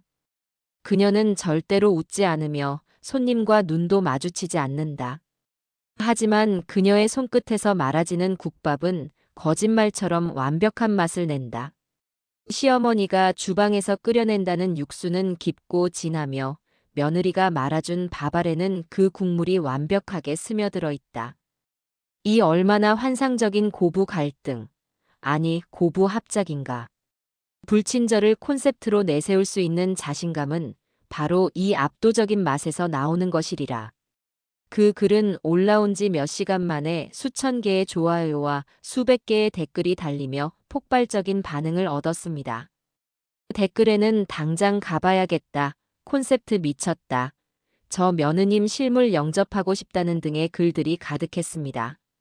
다음 날 우리 가게 앞에는 오픈 시간 전부터 사람들이 길게 줄을 서기 시작했습니다. 저희 셋은 가게 문을 열고 그 광경을 보는 순간 한동안 아무 말도 하지 못했습니다. 어설픈 시작, 조롱과 무관심 속에서 피어난 우리의 작은 가게가 단 하룻밤 만에 동네에서 가장 핫한 가게로 떠오른 것입니다. 그야말로 기적이 일어난 순간이었습니다. 블로그의 파급력은 실로 어마어했습니다. 다음 날부터 우리 가게는 그야말로 인산인해를 이루었습니다. 오픈 전부터 늘어선 줄은 점심시간 내내 줄어들 기미를 보이지 않았고, 심지어 오후의 브레이크 타임 직전까지도 손님들의 발길이 끊이지 않았어요. 갑자기 몰려든 손님에 저희 세 사람은 정신을 차릴 수가 없었습니다. 저는 주방에서 쉴 새 없이 뚝배기를 데우고 콩나물을 삶아냈습니다. 제 손은 뜨거운 뚝배기에 대어 물집이 잡히기 일쑤였고 등에서는 땀이 비 오듯 흘러내렸습니다. 홀에서는 석환이가 주문을 받고 테이블을 치우느라 동분서주했습니다. 어설픈 서빙 실력 때문에 국물을 쏟거나 주문을 잘못 받는 실수도 잦았지만 손님들은 오히려 그런 모습마저 재미있다는 듯 웃어넘기더군요. 가장 큰 변화를 겪은 것은 며느리 오민지였습니다. 처음 며칠간 민지는 갑자기 쏟아지는 스포트라이트에 어쩔 줄 몰라 했습니다. 수많은 사람들이 자신을 구경하고 사진을 찍고 말을 거는 상황이 낯설고 부담스러웠던 모양이에요. 여전히 무표정으로 국밥을 말기는 했지만 그 안에는 긴장한 기색이 역력했습니다. 하지만 민지는 생각보다 강하고 영리한 아이였습니다. 며칠이 지나자 그녀는 이 상황을 완벽하게 즐기기 시작했습니다. 아니, 즐기는 것을 넘어 자신의 것으로 만들고 있었어요. 그녀는 까칠하고 시크한 며느리 사장이라는 콘셉트를 더욱 확고하게 구축해 나갔습니다. 어느 날 한 손님이 사장님, 웃는 모습 한 번만 보여주세요. 라고 짓궂게 소리치자 민지는 그 손님을 흘기 쳐다보더니 아무 말 없이 옆 테이블에 국밥을 말기 시작했습니다. 그 완벽한 무시에 손님들은 오히려 더 크게 웃으며 저게 바로 저 사장님의 매력이라고 떠들었어요. 또 다른 날에는 한 여성 손님이 그녀에게 조심스럽게 물었습니다.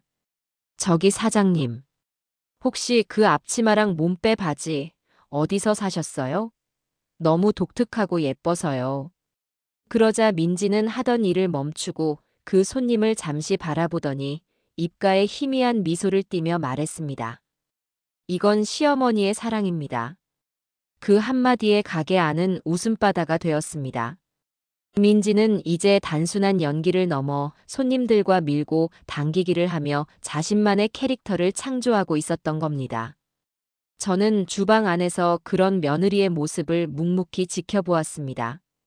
2천만 원을 말아먹던 그 철없던 모습은 온데간데 없고 자기 앞에 주어진 무대에서 최고의 주인공이 되어 빛나고 있는 오 사장이 그곳에 있었습니다. 기분이 참 묘했어요. 밉기도 하고 대견하기도 하고 한편으로는 조금 무섭기까지 했습니다. 저 아이의 잠재력은 대체 어디까지일까 하는 생각이 들었지요. 가게가 성공 가도를 달리면서 수입도 상상을 초월할 정도로 늘어났습니다.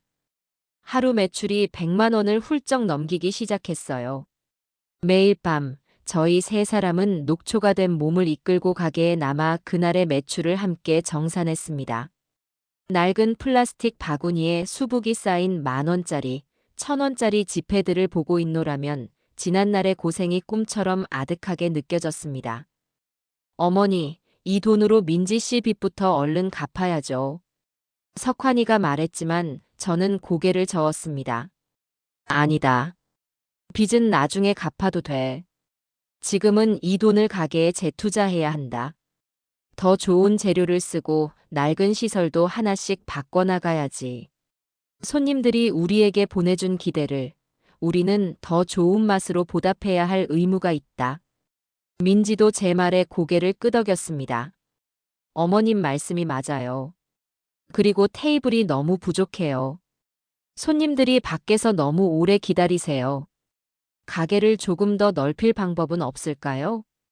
어느새 민지는 가게 운영에 대해 진지하게 고민하고 의견을 내놓는 진짜 사장이 되어 있었습니다. 저와 며느리 사이에는 더 이상 고부 갈등은 존재하지 않았습니다. 우리는 이제 가게의 미래를 함께 책임져야 하는 끈끈한 비즈니스 파트너가 된 것입니다. 하지만 모든 일에는 빛과 그림자가 함께 따르는 법이지요. 우리의 성공을 곱지 않은 시선으로 바라보는 이가 있었으니 바로 길 건너편의 원조 순댓국집 사장이었습니다. 그는 50대 후반에 딱 봐도 고집이 세고 성격이 괴팍해 보이는 남자였습니다. 몇십 년 동안 이 골목을 지켜온 터주대감이었지요. 처음에 우리 가게가 문을 열었을 때 그는 코웃음을 치며 무시했습니다. 하지만 우리 가게 앞에 손님들이 줄을 서기 시작하고 반대로 자기 가게는 조금씩 한산해지자 그의 표정은 점점 굳어져 갔습니다. 그는 하루에도 몇 번씩 팔짱을 낀 채 우리 가게를 노려보았고 제가 재료를 사러 나갈 때 마주치면 노골적으로 불쾌한 시선을 보내곤 했습니다. 그러던 어느 날 사건이 터졌습니다. 그날도 어김없이 가게 앞에 손님들이 길게 줄을 서 있는데 순댓국집 사장이 느닷없이 우리 가게로 쳐들어왔습니다. 이봐, 당신들. 장사 이런 식으로 하는 거 아니야. 그는 다짜고짜 고함을 치며 가게 안의 손님들을 위협했습니다. 아니, 사장님. 지금 무슨 행패십니까? 석환이가 앞을 가로막자 그는 더욱 기세등등하게 소리쳤습니다. 행패. 이게 행패로 보여. 며느리 팔아서 장사하는 것도 모자라서 음식 가지고 장난질이나 치고. 당신들 때문에 이 골목 상권이 다 죽게 생겼다고. 저희가 무슨 장난질을 쳤다는 말씀이세요? 시끄러워. 당신들 그 콩나물에 무슨 짓을 했는지 내가 모를 줄 알아? 약이라도 쳤겠지. 그러지 않고서야 저렇게 멀쩡할 리가 없지. 그리고 저 국물. 조미료를 얼마나 퍼부었으면 사람들이 저렇게 환장을 하겠어. 이건 장사가 아니라 사기야, 사기. 그는 아무런 근거도 없이 말도 안 되는 비난을 퍼부었습니다. 가게 안에 손님들은 웅성거리기 시작했고 몇몇은 의심스러운 눈초리로 우리를 쳐다보기까지 했습니다. 제 평생의 자부심인 육수를 모욕하는 말을 듣자 저 역시 더 이상 참을 수가 없었습니다. 저는 주방에서 나와 그의 앞을 막아섰습니다. 사장님, 지금 하신 말씀 책임지실 수 있습니까? 제 육수는 30년 넘게 제 인생을 걸고 끓여낸 겁니다. 당신이 뭔데 내 자식 같은 육수를 함부로 모욕하는 겁니까? 자식 같은 육수? 웃기지 마쇼. 당신들 같은 근본 없는 장사치들이 뭘 알겠어. 두고 봐. 내가 당신들 정체, 이 동네 사람들한테 낱낱이 다 밝혀줄 테니까. 그는 악에 바친 저주를 퍼붓고는 자기 가게로 돌아갔습니다. 그가 사라진 뒤에도 가게 안의 분위기는 한동안 싸늘하게 얼어붙어 있었습니다. 우리의 성공 뒤에 생각지도 못했던 새로운 적이 도사리고 있다는 사실을 깨닫게 된 순간이었습니다. 이제부터는 맛과 콘셉트뿐만 아니라 저 비열한 공격으로부터 우리 가게를 지켜내야 하는 새로운 싸움이 시작된 것입니다. 성공의 단맛은 짧고 그 뒤에 오는 시련은 길고도 혹독했습니다. 길 건너편 순댓국집 최씨 영감의 저주 섞인 예언은 안타깝게도 현실이 되어 우리 가게를 덮치기 시작했습니다.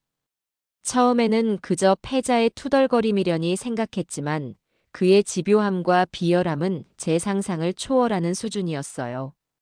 그의 첫 번째 공격은 가장 바쁜 점심시간에 가장 교묘한 방식으로 이루어졌습니다. 그날도 우리 가게 앞은 계단 아래까지 손님들이 길게 줄을 서 있었고 가게 안은 그야말로 전쟁터였습니다. 저는 주방에서 쉴 새 없이 뚝배기를 불에 올리고 있었고 석환이는 땀을 뻘뻘 흘리며 홀을 뛰어다녔습니다.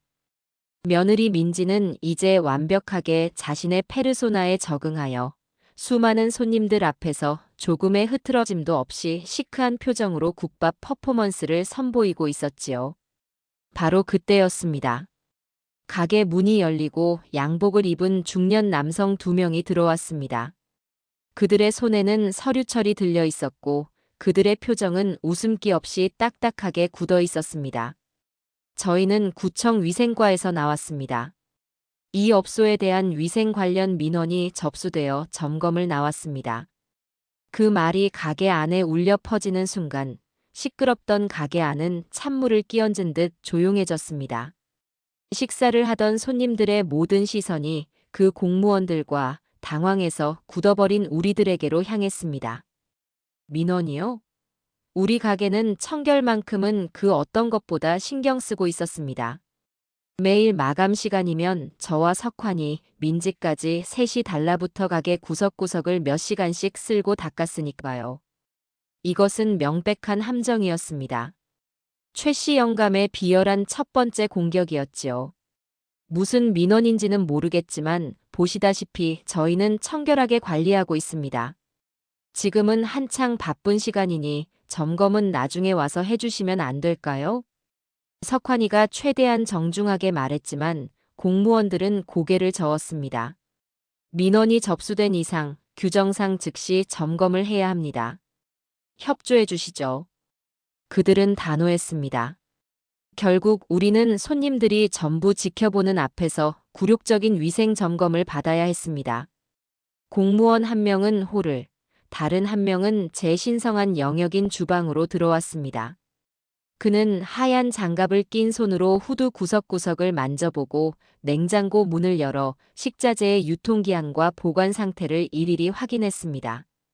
심지어 제가 애지중지하는 육수통의 뚜껑을 열어 국자로 휘저어보며 내용물을 살피기까지 했습니다.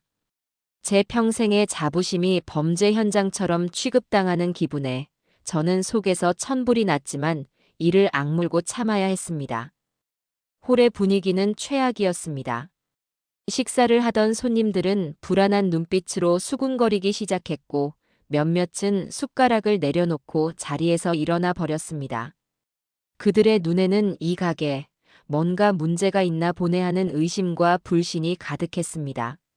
민지는 하얗게 질린 얼굴로 손님들에게 죄송합니다. 잠시 점검 중이라라며 양해를 구했지만 한번 싸늘해진 분위기는 되돌릴 수 없었어요. 그날 점심 장사는 그것으로 끝이었습니다. 물론 점검 결과 우리 가게는 아무런 문제도 없었습니다.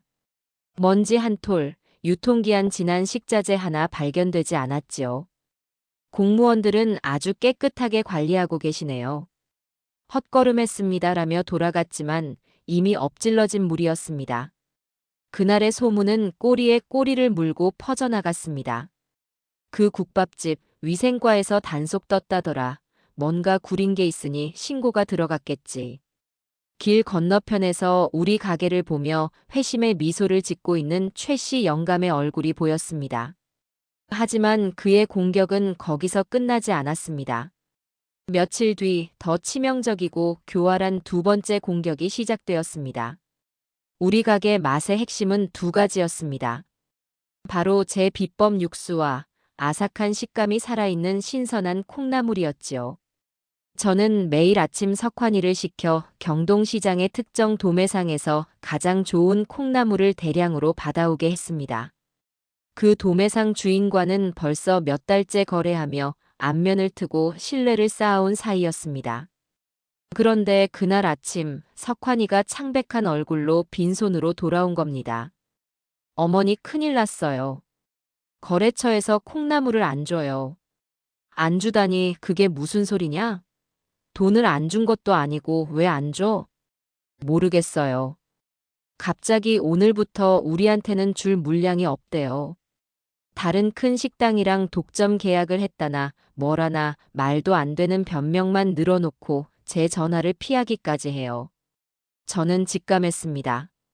이것 또한 최 씨 영감의 수작이라는 것을요.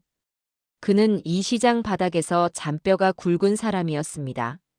수십 년간 거래해온 인맥을 이용해 도매상에 압력을 넣은 것이 틀림없었습니다. 우리 같은 신생 가게 하나쯤이야. 그에게는 손가락 하나로 눌러버릴 수 있는 팔이 목숨 같은 존재였겠지요. 다른 집은 알아봤어? 네. 주변에 있는 다른 도매상들도 다 가봤는데 약속이라도 한 듯이 다 고개를 저어요. 물건이 없거나 품질이 너무 떨어지는 것들 뿐이에요. 분위기가 이상해요. 마치 누가 우리 가게에 콩나물을 팔지 말라고 미리 손을 써놓은 것 같아요. 석환이는 거의 울상이 되어 말했습니다. 우리는 그야말로 사면초가에 몰렸습니다. 당장 오늘 팔 콩나물이 없었습니다. 육수는 산더미처럼 끓여 놓았는데 핵심 재료가 없으니 장사를 시작할 수조차 없었어요. 우리는 망연자실한 채 가게에 앉아 있었습니다. 어떡하죠, 어머니? 오늘 장사는 문을 닫아야 할 것 같아요. 민지가 절망적인 목소리로 말했습니다. 그 순간 제 머릿속은 복잡한 계산으로 빠르게 돌아갔습니다. 여기서 물러서면 끝이다. 하루 장사를 접는 순간 그 가게 망했다더라는 소문은 걷잡을 수 없이 퍼져나갈 것이고 최 씨 영감의 의도대로 우리는 고사하게 될 것이다. 어떻게든 버텨야 했습니다. 석환아, 지금 당장 동네 마트란 마트는 다 돌아다녀. 봉지에 든 콩나물이라도 보이는 대로 다 사와. 오늘은 그걸로라도 버텨야 한다. 제 지시에 석환이는 다급하게 뛰어나갔습니다. 하지만 잠시 후 그가 사온 콩나물은 제 기대에 한참 못 미치는 것들이었습니다. 가늘고 힘이 없고 끝이 누렇게 변색된 것들. 이런 콩나물로는 제 국밥의 맛을 절대로 낼 수 없었습니다. 이런 걸로 손님을 속일 수는 없었어요. 저는 결국 결단을 내렸습니다. 가게 문 앞에 재료 소진으로 조기 마감합니다라는 안내문을 써붙였습니다. 아직 점심시간도 채 시작되지 않은 시간이었습니다. 안내문을 보고 발길을 돌리는 단골 손님들의 실망한 얼굴을 보니 가슴이 미어지는 듯 했습니다. 그날 오후 우리 가게는 암흑에 잠겼습니다. 세 사람 모두 아무 말 없이 텅 빈 홀에 앉아 있었습니다. 2천만 원을 날렸을 때보다 더 깊은 절망감이 우리를 짓눌렀습니다. 그때는 적어도 우리 자신의 실패였지만 지금은 외부의 비열한 공격에 의해 속수무책으로 무너지고 있었으니까요. 희망의 꼭대기에서 절망의 나락으로 떨어지는 것은 훨씬 더 고통스러웠습니다. 그만할까? 제가 저도 모르게 중얼거렸습니다. 더 이상 버틸 힘이 없었어요. 제 평생의 자부심이 담긴 국밥이 저런 더러운 수작에 의해 짓밟히는 것을 더는 보고 싶지 않았습니다. 석환이도 고개를 푹 숙인 채 아무런 대답을 하지 못했습니다. 패배의 그림자가 우리 세 사람을 완전히 집어삼키려던 바로 그 순간이었습니다. 싫어요. 나지막하지만 단호한 목소리가 침묵을 깼습니다. 며느리 오민지였습니다. 저와 석환이의 시선이 동시에 그녀에게로 향했습니다.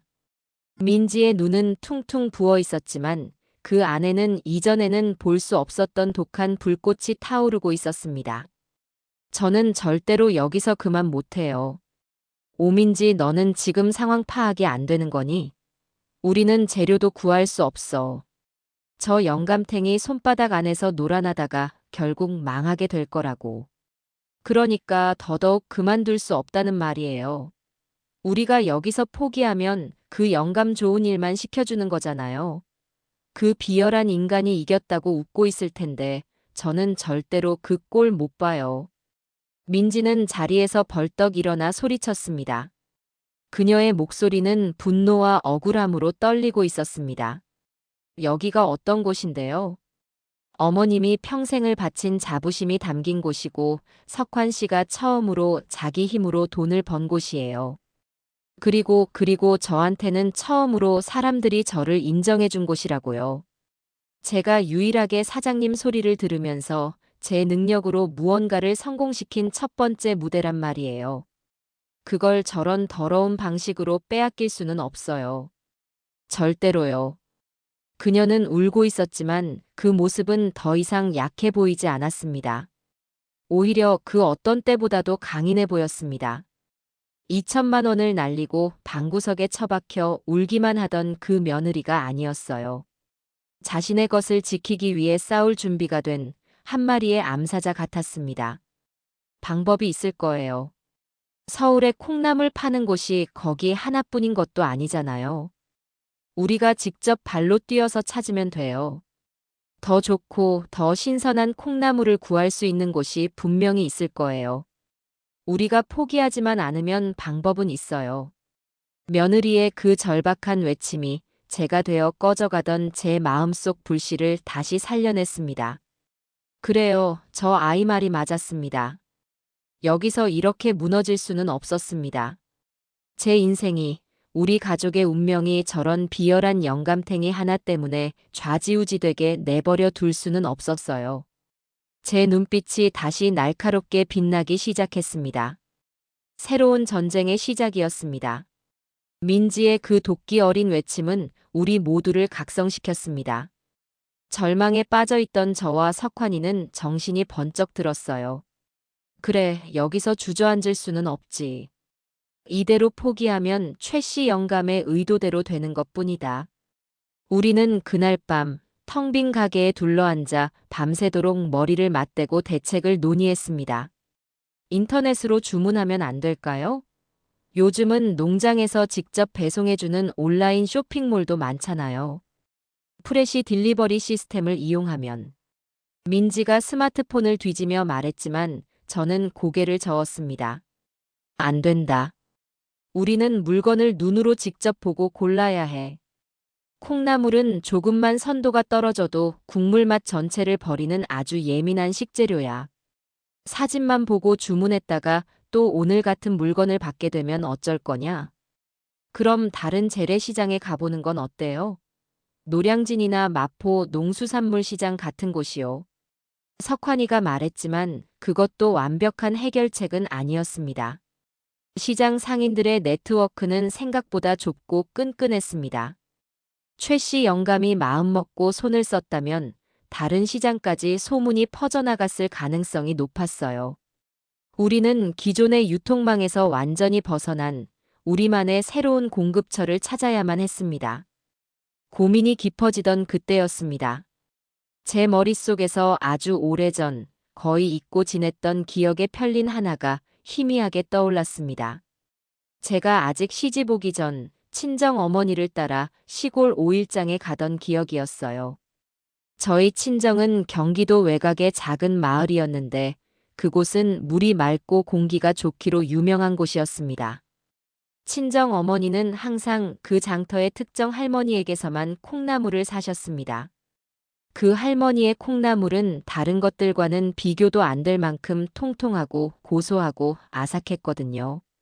그래, 그 할머니가 콩나물을 키우던 방식 커다란 항아리, 옹기에다가 키우셨지. 검은 천을 덮어놓고 매일 새벽마다 차가운 샘물을 부어주면서 그것은 공장에서 대량으로 찍어내는 방식이 아니라 옛날 방식 그대로 정성을 다해 키워내는 진짜 콩나물이었습니다. 그 기억이 떠오르는 순간 제 머릿속에 번개처럼 아이디어가 스쳤습니다. 가자. 네. 어디려 어머니? 콩나물 찾으러. 진짜 콩나물을 찾으러 가야겠다.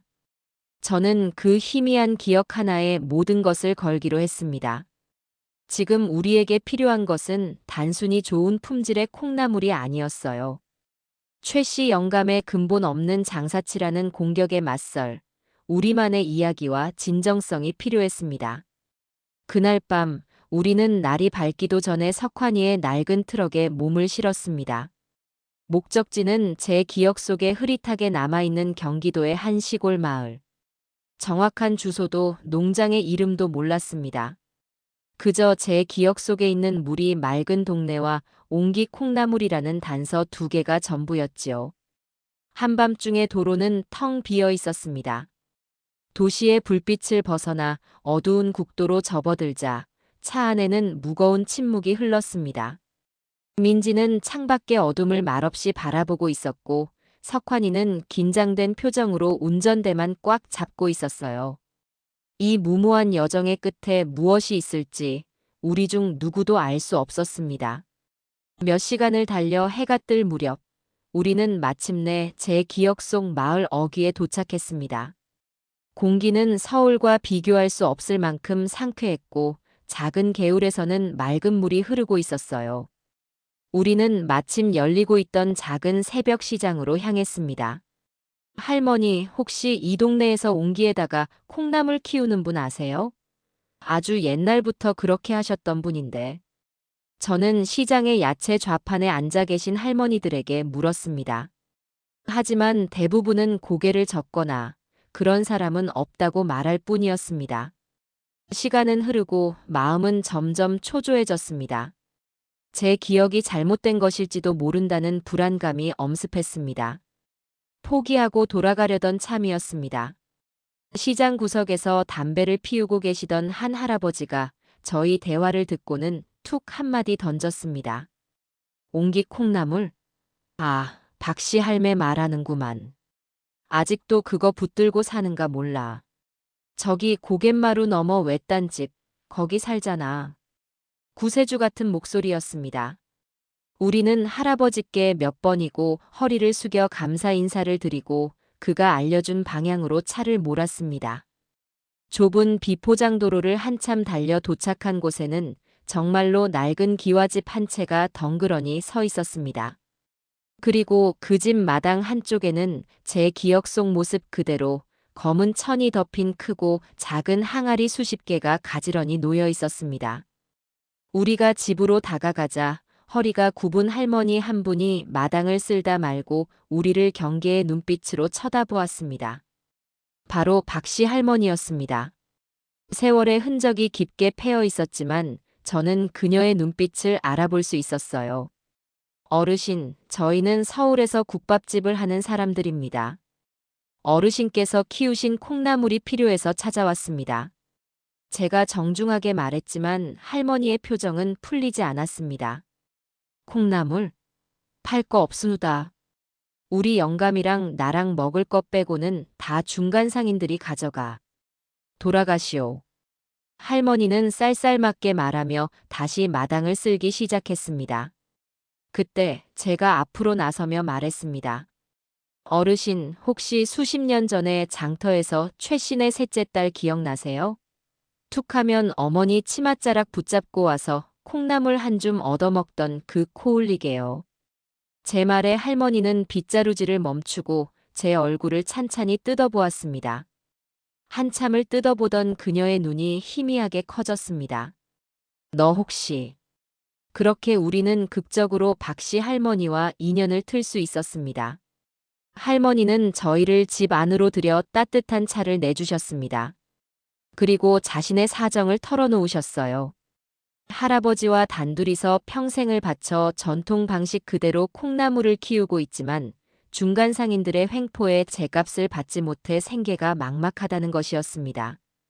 젊은 사람들은 아무도 이런 힘든 일을 하려 하지 않아 대가 끊길 위기에 처해 있다고도 하셨지요. 그 이야기를 듣는 순간 저는 결심했습니다. 어르신, 저희와 직접 거래하시지요. 중간 상인들이 쳐주는 값보다 훨씬 더 좋은 가격에 어르신께서 키우시는 콩나물 전부를 저희가 사겠습니다. 매일 아침 저희 아들이 이곳까지 와서 직접 가져가겠습니다. 대신 다른 곳에는 절대로 팔지 않으셔야 합니다. 이건 저희 가게의 목숨이 걸린 일입니다. 제 제안에 할머니와 방 안에서 저희 이야기를 듣고 있던 할아버지는 눈이 휘둥그레졌습니다. 그게 정말이요? 이 많은 걸 다 가져가겠단 말이요? 네. 저희는 어르신의 콩나물이 아니면 안 됩니다. 어르신의 정성과 이야기가 담긴 이 콩나물이야말로 저희가 찾던 바로 그것입니다. 그렇게 우리와 박씨 할머니 부부의 기적 같은 동맹이 맺어졌습니다. 위기가 오히려 기회가 된 순간이었습니다. 우리는 단순히 콩나물 공급처를 찾은 것이 아니었어요. 그보다 훨씬 더 귀한 것, 바로 진정성이라는 강력한 무기를 얻게 된 것입니다. 서울로 돌아오는 트럭의 짐칸에는 할머니의 정성이 가득 담긴 귀한 콩나물이 가득 실려 있었습니다. 제 옆자리에 앉은 민지는 창밖을 보며 조용히 말했습니다. 어머님, 저 오늘 정말 많은 걸 배웠어요. 사업이라는 게 그냥 돈만 가지고 머리로만 하는 게 아니라는 걸요. 그 아이의 목소리에는 이전에는 없었던 깊은 깨달음이 묻어 있었습니다. 다음 날, 우리 가게는 다시 문을 열었습니다. 하지만 가게 앞에는 이전과는 다른 새로운 안내문이 붙어 있었습니다. 어머니의 추억, 장인의 정성. 경기도 청정 지역에서 옹기로 키운 유기농 콩나물을 매일 아침 직접 가져옵니다. 안내문 옆에는 박씨 할머니 부부가 콩나물 항아리 옆에서 환하게 웃고 있는 사진과 구청에서 발급받은 위생 점검 결과 이상 없음 확인서가 나란히 붙어 있었습니다. 우리를 향한 모든 의심과 비난에 대한 가장 확실하고 정직한 대답이었습니다. 새로운 콩나물로 끓인 국밥은 맛의 차원이 달랐습니다. 국물은 한층 더 맑고 깊어졌고 콩나물은 씹을 때마다 아삭 소리를 내며 고소한 맛을 터뜨렸습니다. 우리 가게를 다시 찾아준 손님들은 그 맛의 차이를 즉시 알아차렸습니다. 와, 국밥 맛이 더 좋아졌는데요? 콩나물이 완전 달라요. 저 안내문 진짜였네. 이런 스토리가 있었다니 감동이다. 최 씨 영감의 비열한 공격은 오히려 우리 가게에 진정성이라는 날개를 달아준 셈이 되었습니다. 우리 가게 앞에 늘어선 줄은 이전보다 2배는 더 길어졌습니다. 길 건너편에서 그 광경을 지켜보는 최 씨 영감의 얼굴은 시커멓게 타들어가고 있었습니다. 통쾌한 반격의 서막이었습니다. 박씨 할머니의 옹기 콩나물은 그야말로 신의 한 수였습니다. 우리 가게는 단순한 콘셉트 맛집을 넘어 진정성 있는 착한 식당으로 입소문이 나기 시작했습니다. 사람들은 더 이상 며느리의 사연이나 퍼포먼스에만 열광하지 않았어요. 수십 년 장인의 정성이 담긴 콩나물과 그 귀한 재료를 얻기 위한 우리의 절박한 여정, 그리고 제 평생의 손맛이 담긴 육수의 가치를 알아주기 시작했습니다. 가게는 하루가 다르게 번창했습니다. 우리는 더 이상 하루 벌어 하루 먹고 사는 처지가 아니었어요. 몇 달이 지나자 며느리가 말아먹었던 2천만 원이라는 돈은 우습게 느껴질 정도의 수익이 쌓이기 시작했습니다. 저는 그 돈을 허투루 쓰지 않았습니다. 가장 먼저 박씨 할머니 부부의 낡은 집을 수리해드리고 콩나물을 키우는데 필요한 시설을 현대화하는 데 투자했습니다. 그리고 남은 돈은 차곡차곡 모았지요. 시간이 흐르면서 우리 세 사람의 관계에도 많은 변화가 생겼습니다. 아들 석환이는 더 이상 어리숙하고 마마보이 같던 예전의 모습이 아니었어요. 매일 새벽같이 일어나 경기도 시골 마을까지 운전을 하고 무거운 콩나물 자루를 나르고 가게의 온갖 굳은 일을 도맡아 하면서 책임감 있고 듬직한 남자로 성장해 있었습니다. 가장 놀라운 변화는 역시 며느리 오민지였습니다. 그녀는 이제 가게의 명실상부한 오사장이었습니다. 손님 응대는 물론이고 재고 관리, 매출 분석, 마케팅 전략 수립까지 척척 해냈습니다. 그녀가 제안해서 시작한 SNS 계정은 수만 명의 팔로워를 거느린 인기 채널이 되었고, 그녀는 그곳에서 우리 가게의 소소한 일상과 철학을 공유하며 손님들과 진심으로 소통했습니다. 허영심 많고 철없던 과거의 모습은 찾아볼 수 없었어요. 그녀는 땀의 가치와 진심의 힘을 깨달은 진짜 사업가로 거듭나고 있었습니다. 어느덧 가게를 연 지 1년이 다 되어가던 겨울밤이었습니다. 마지막 손님까지 다 돌아가고 난 텅 빈 가게에서 저는 2사람을 앞에 앉혔습니다. 그리고 제 품속 깊이 간직해왔던 이제는 손때가 묻어 너덜너덜해진 종이 한 장을 꺼냈습니다. 바로 1년 전 민지가 제게 써주었던 2천만 원짜리 차용증이었습니다. 오 사장, 이거 기억나나? 차용증을 본 민지의 얼굴이 순간 굳어졌습니다. 석환이도 긴장한 표정으로 저와 민지를 번갈아 쳐다보았어요. 저는 말없이 차용증 옆에 통장 하나를 더 꺼내 놓았습니다. 민지의 이름으로 만들어진 통장이었습니다. 지난 1년 동안 너가 갚아야 할 돈이라고 생각하고 매달 100만 원씩, 그리고 가게 수익의 일부를 여기에 모아두었다. 한번 열어봐라. 민지는 떨리는 손으로 통장을 열었습니다. 그 안에는 그녀가 빌려갔던 2천만 원을 훌쩍 뛰어넘는 억 단위의 금액이 찍혀 있었습니다. 민지는 자신의 눈을 믿을 수 없다는 듯 몇 번이고 통장을 다시 들여다보았습니다. 어머님, 이제 너의 돈이다. 너가 너의 힘으로, 너의 땀으로 번 돈이야. 이 가게를 이만큼 키워낸 건 내 육수 때문만도 아니고 우리 석환이의 고생 때문만도 아니다. 바로 너, 오 사장의 그 지독한 근성과 번뜩이는 아이디어 덕분이었어. 너는 훌륭하게 너의 빚을 다 갚았고 그 이상의 가치를 만들어냈다. 그러니 이건 당연한 너의 몫이다.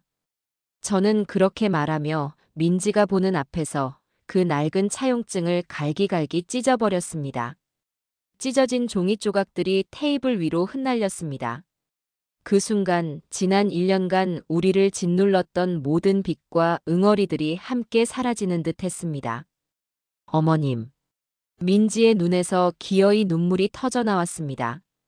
하지만 그것은 예전처럼 억울하거나 서러워서 흘리는 눈물이 아니었어요. 죄송했어요, 어머님. 정말 정말 죄송했습니다. 그리고 감사해요. 저를 믿어주셔서 저 같은 애를 포기하지 않아주셔서 정말 감사해요. 민지는 제 앞에 무너지듯 엎드려 오열했습니다. 돈 때문이 아니었습니다. 자신을 믿어주고 자신의 가치를 인정해준 시어머니의 진심 앞에서 그녀의 마지막 자존심과 방어막이 모두 허물어진 것이었습니다. 저는 그런 며느리의 등을 말없이 토닥여 주었습니다. 그 순간 우리는 더 이상 불편한 고부 사이나 아슬아슬한 동업자가 아닌 서로를 깊이 이해하고 존중하는 진짜 가족이 되었습니다. 우리의 이야기는 해피엔딩으로 끝나지 않았습니다. 그것은 새로운 시작이었습니다.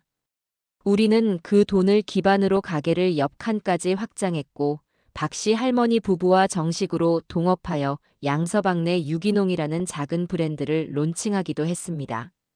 민지는 그 과정에서 눈부신 사업 수완을 발휘했고 저는 든든한 마음으로 주방을 지켰습니다. 그리고 우리 이야기의 마지막 장을 장식할 손님이 찾아왔습니다. 어느 쌀쌀한 초봄 저녁 가게 문이 열리고 모자를 푹 눌러 쓴 한 남자가 들어왔습니다. 길 건너편 순댓국집 최씨 영감이었습니다. 그의 가게는 몇 달 전 결국 문을 닫았다고 했습니다. 그는 예전에 그 기세등등한 모습은 온데간데 없이 허리가 반쯤 굽은 초라한 모습이었습니다. 가게 안의 모든 시선이 그에게로 향했습니다. 그는 다른 사람들의 시선은 아랑곳하지 않고 구석진 자리에 앉아 혼잣말처럼 중얼거렸습니다. 여기 국밥 하나만 주쇼. 그 순간 저와 석환이 그리고 민지의 눈이 마주쳤습니다. 그 눈빛 속에는 수많은 감정이 오갔습니다. 통쾌함, 연민, 그리고 승자의 여유. 민지가 먼저 자리에서 일어났습니다. 그녀는 카운터에서 뜨거운 뚝배기를 받아들고 밥 공기를 챙겨 들었습니다. 그리고는 최씨 영감이 앉아있는 테이블로 향했습니다. 그녀는 아무 말 없이 그저 묵묵히 하지만 그 어느 때보다도 완벽하고 우아한 동작으로 그의 앞에 국밥을 말아주었습니다. 자신의 비열한 공격으로 망하게 하려 했던 가게에서 그 가게의 사장이 되어버린 며느리가 말아주는 국밥을 받아먹게 된 최씨 영감의 심정은 어땠을까요? 저는 그저 말없이 그 광경을 지켜볼 뿐이었습니다. 며느리는 자신의 가장 큰 단점이라고 생각했던 말아먹는 재능으로 자신의 인생은 물론 우리 가족 모두의 인생을 멋지게 일으켜 세웠습니다. 어쩌면 인생이란 자신의 단점을 어떻게 활용하느냐에 따라 비극이 될 수도 혹은 이처럼 통쾌한 희극이 될 수도 있는 것인지도 모르겠습니다. 우리 가게의 뜨거운 국밥처럼 우리의 인생도 그렇게 뜨겁게 다시 시작되고 있습니다.